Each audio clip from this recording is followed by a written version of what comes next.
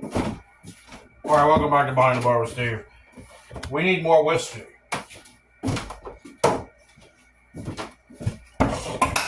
It's time to get really fired up! Turn up the heat in here!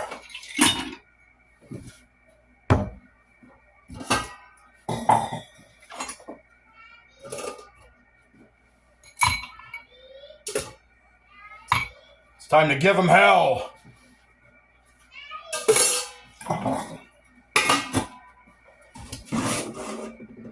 We're talking about the problems with fine wine and good spirits.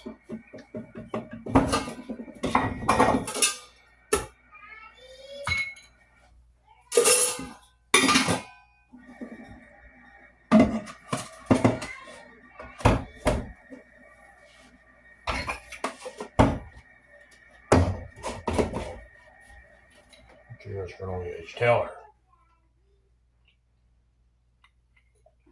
Thank God we have this.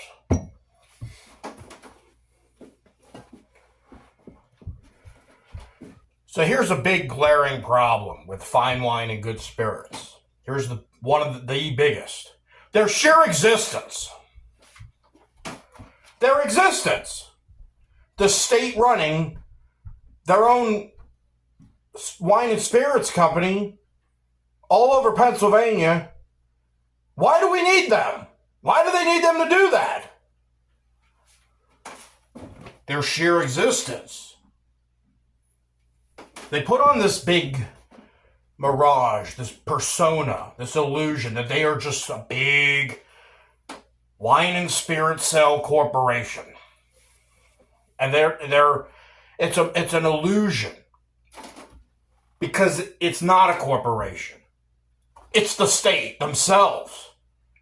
Why regulate a bunch of private liquor stores and liquor corporations when you just own the whole damn thing? All over Pennsylvania. And not allow for competition. Why would we do that? We're the government. We can ban competition, no private liquor sales. That justifies their existence. Their ability to regulate the liquor sales.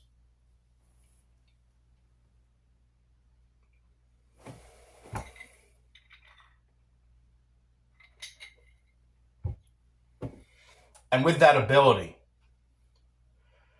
they don't need to regulate prices and things of that on all these different private businesses. They just do it on all themselves. And how do they do it? Well, first of all, they have 1,000 locations. So they're huge. Absolutely massive. And they have a hub, a website, a well-ran website. And now you're saying, well, it doesn't all sound bad to me. And like I said in the intro, yeah, but who's making them or influence them to do a damn thing for you, the consumer, when they're the government? You're questioning the government. You're questioning what has been legislated. I hate to use the C word with them. It's a bit communist. Now, communism obviously it's a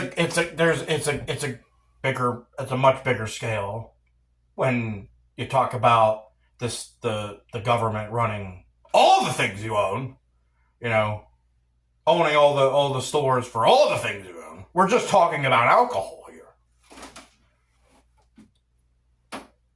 But it's that sense of control, but without any type of consumer influence. They don't have to care what you want, but they make it look good. And here's the problem with that. So first off, obviously I'm saying they're snuffing out all competition. They don't even allow it from begin with. If you own some type of liquor store in Pennsylvania and you're not fine wine and good spirits, you are breaking the law. You are out of can't be doing that. It's illegal. It is. If you're selling liquor out of your garage, you're bootlegging. I would love to own Steve's Shaco Happy Spirits. Shackaboos. You could have a guy with a store named Ted. Ted's Liquors, Dan's Liquors, all these different private liquor stores, but no. No! Can't be doing that. Of course not. We're the state. We do that. We own the liquor stores. All of them. And you can't compete with us. We wouldn't allow that. No point to that. It's all us. It's all about their revenue. Can't be cutting into their revenue. It's all coming into state revenue.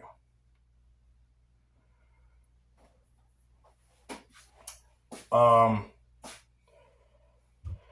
want to just double back on the whole thing where I said about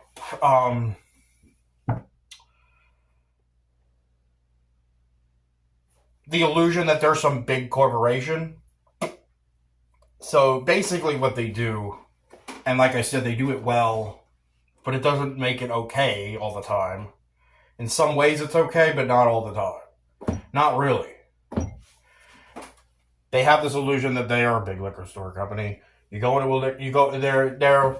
stores range in size. You might go into a fine wine and goods first, and it's just a small liquor store. They don't have a whole lot. But then they have the premium outlet. That's a big outlet. So they got a lot of stuff in there. But the problem with all that is that they only care about liquor diversity. I'm talking about people diversity. I'm talking about the alcohol, the booze, the wines, diversity. To have a whole lot of different products. And be like, oh, we got a lot of stuff. We got your Jack. Got a lot of different Jacks. But where's the 14-year? Where's the 10-year? We got great bourbons. We got Woodford. We got Jefferson's. We got your Highways. We got your Makers. We got it all. We got it all. No, you don't. But you don't. There's some noticeable absences. And it ain't just the Buffalo Trace. And there's times when there's been things I've been scourging for. And they're not around. Then all of a sudden, sometimes they'll have a big drop. And then the numbers go up. But just overall, noticeable absences. You go into the liquor store looking for something, you don't see it. But they want you to know that they have a lot of stuff. But then there's a lot of stuff they don't have. And do they really have to care? It's not a corporation. There's not people getting rich off of this stuff. Just the government. And they can flush money down the toilet. They could take that revenue and end up flushing it down the toilet. It doesn't matter. And because it doesn't matter, when we want something, they don't have to give it to us. They don't have to do better.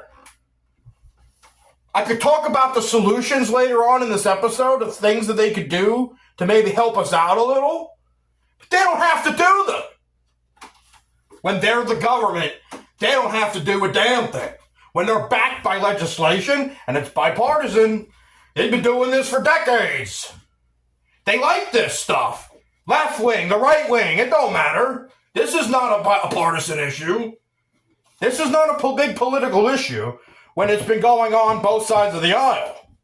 They want it. Both sides. The politicians want it.